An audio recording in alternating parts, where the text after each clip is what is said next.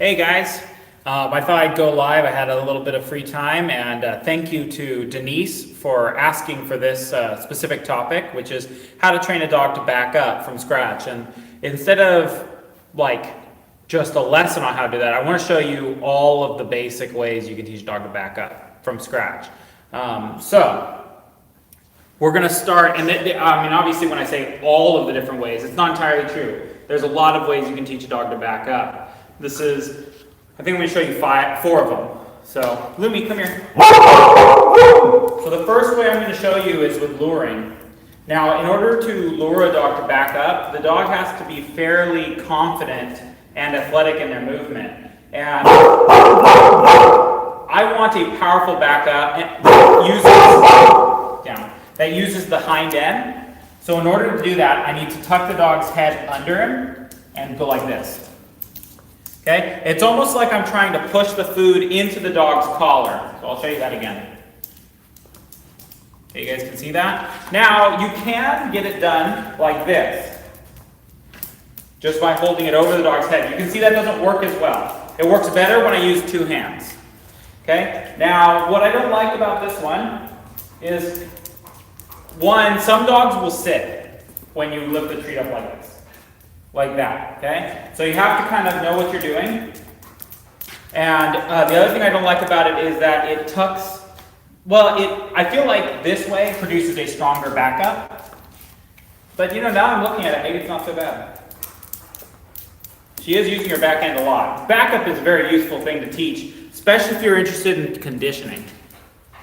Okay, so that's luring. And you'll notice when I'm luring, I'm not saying anything. I'm not using the command. I never teach the dog to command until they can do the behavior already. So that's method one. Method two is to use body pressure. Down. So I would say luring and body pressure fall in the same category.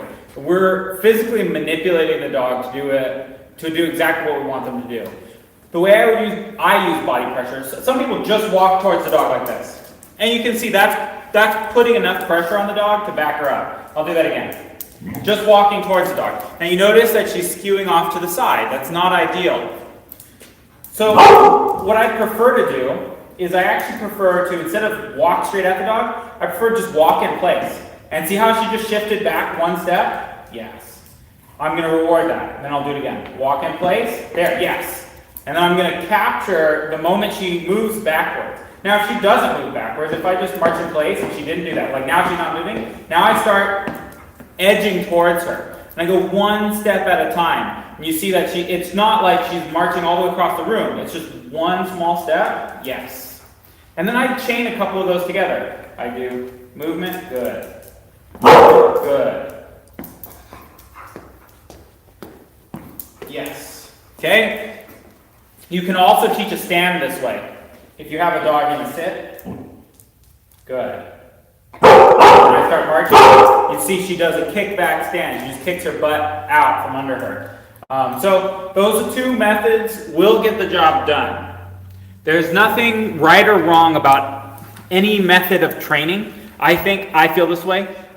It's about what works for you and your dog. Some dogs respond better to lures, some dogs respond better to body pressure, and some dogs respond better to shaping, which is what I'm going to show you now. And I'm going to show you two different ways of shaping it. The first way is just capture it, which is not unlike what I just did. The only difference is I'm not going to use a body pressure to do it.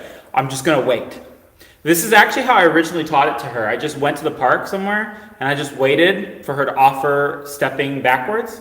It took a long time. I think I waited 10 minutes for the first step. She did a lot of other things. She just didn't ever step backwards.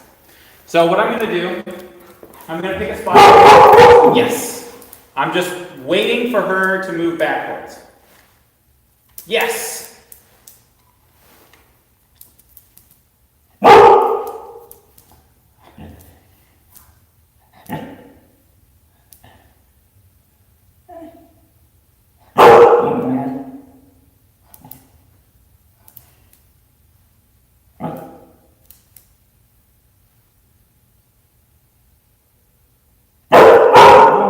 Yes. Okay, this method takes a lot longer than the others. You can see that last one I waited for quite a while.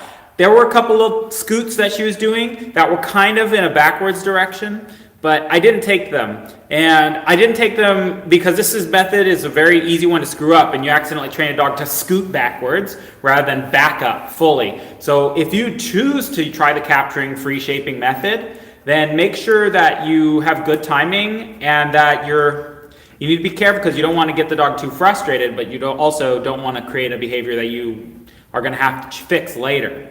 You have to be patient. You have to be willing to just wait for that dog to move backwards. They'll do it eventually.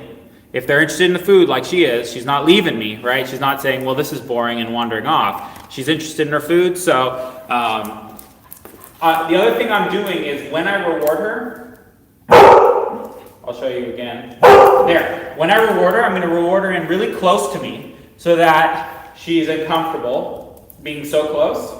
And then she's going to think, oh, I should go back up here. She's going to think I should go back on my own just because I'm so dang close.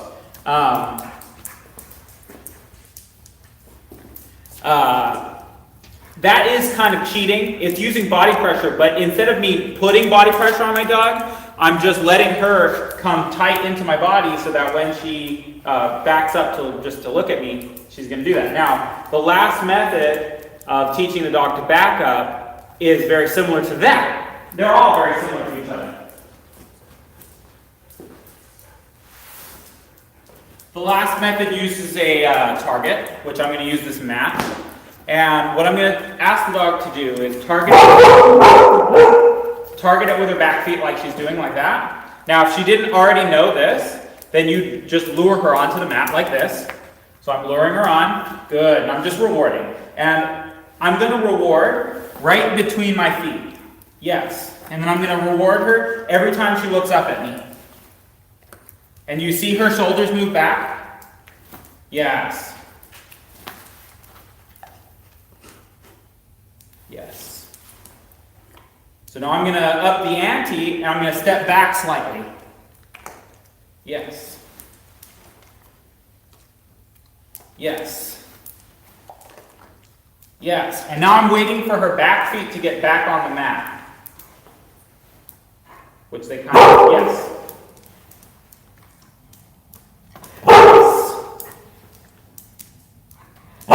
Yes.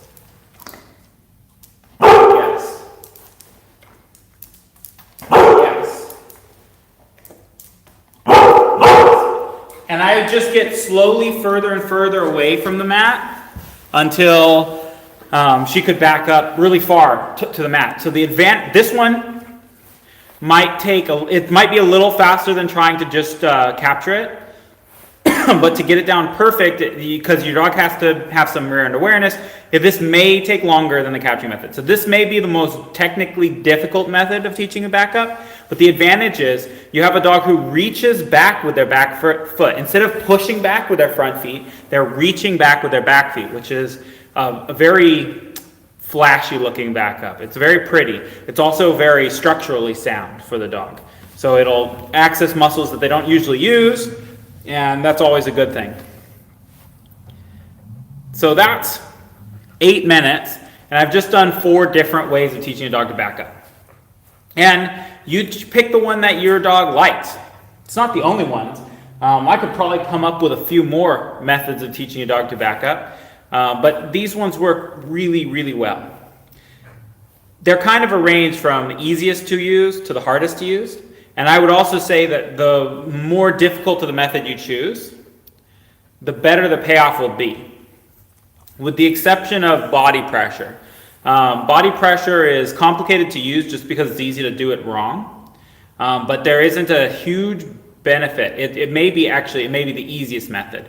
Because you can basically guarantee that the dog will back up by using body pressure, but the dog will tend to be more crooked, the dog will move away out of your body space, which is maybe undesirable depending on what you're doing. Some people don't mind that. I really wish I hadn't taught her that way a long time ago, because now it's hard to get her super tight into me when I'm training things like heel work or front. Just know that if you're really struggling with the backup, you can get it that way. And you might be worth 1 or 2 repetitions just to get the idea in the dog's head and then go back to one of the other methods. You can see she likes her mat. Actually, I think moving to Missouri, she thinks everything is freezing cold here. So she's sitting on blankets and things that she would have never done before in California.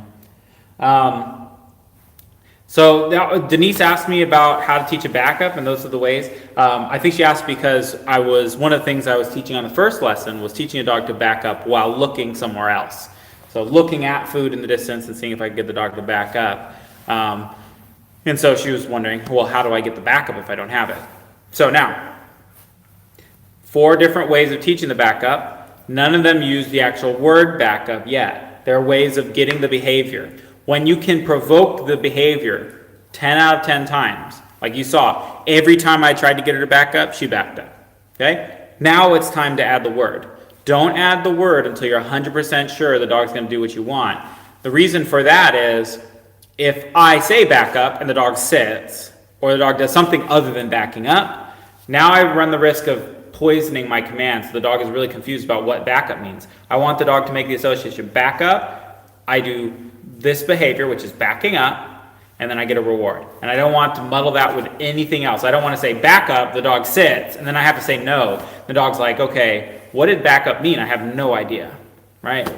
Maybe it didn't mean no, but maybe I just sat wrong, you know? It's one of the things I fight with my students over the most is they want to label their behaviors super early. Just give it a rest. Just train it until it's really, really solid. Then label it. Label it later. The labels are easy, especially once the behavior is already trained. You can get the dog to do a million other behaviors before you ever label any of them. Let's see. So I'm going to keep working on Lumi's backup with the target, and I'm going to do that for the remainder of 8 minutes. If you're watching this online, make sure you say hi so I know who's watching this. I'm going to try to see if I can see who it is. I see there's 2 people watching. Does anybody have any questions while I'm looking at your comments?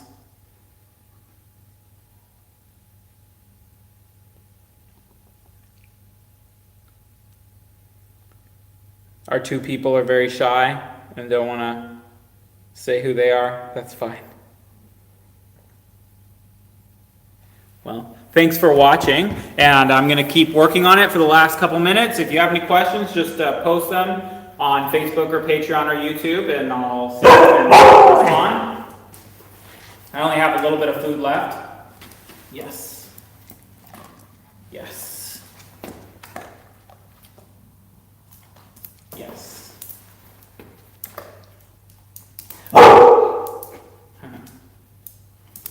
Yes.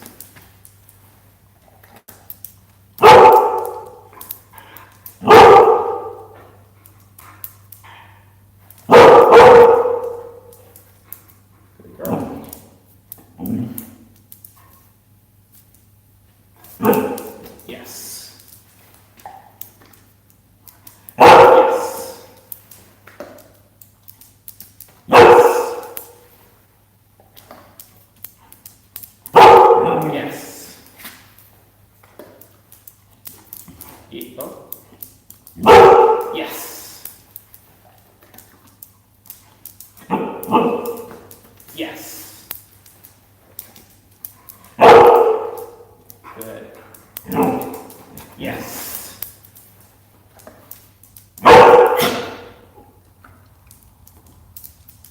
Yes.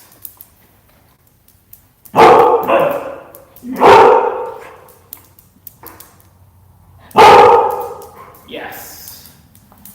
Another important thing to mention is that you need to look at the mat. Don't look at your dog. Look at the mat, and then I'll help them get the idea to go backwards. It's something that a lot of people have trouble with when they're training dogs is you always want to be thinking about what you want them to do, which means you're looking at where you want them to go, not where they are. And that's something all agility trainers learn is, you've got to look at the jump you want them to take, not the wrong jump, or even just the dog. Always look where you want to go. Always look where you want to go. And that goes for everything. If you do tri-ball with us, you know where you look is super important. If you look in the wrong place, even a few inches off, the dog can read that and they do the wrong thing. So, yeah, well, thanks for watching, and we're going to have more episodes of these coming up. So let us know what you want me to train my dog, because I'm doing whatever you guys request. So whatever you request is what I train.